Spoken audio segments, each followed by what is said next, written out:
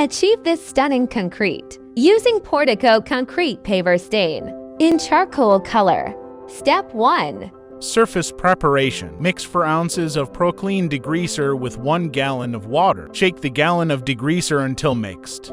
Pour into pressure washer soap tank. Pressure wash pavers with Proclean degreaser. Use a scrub brush to remove stubborn dirt. Mop up or use wet dry vac to pick up residue. Rinse surface with water until there's no more residue. Allow concrete to dry completely. Step 2. Preparation. Remove filters and assemble the sprayer.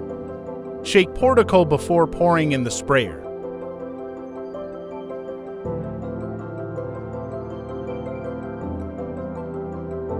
Step 3. Application. Spray to coats in circular motions with overlaps. Shake the sprayer from side to side often. Allow to dry for 8+ hours. Before. After. This is what it looks like when stained.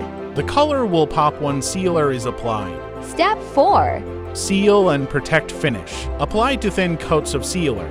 Wait 8 to 12 hours between coats. Stained. Sealed. Wow, look at that color!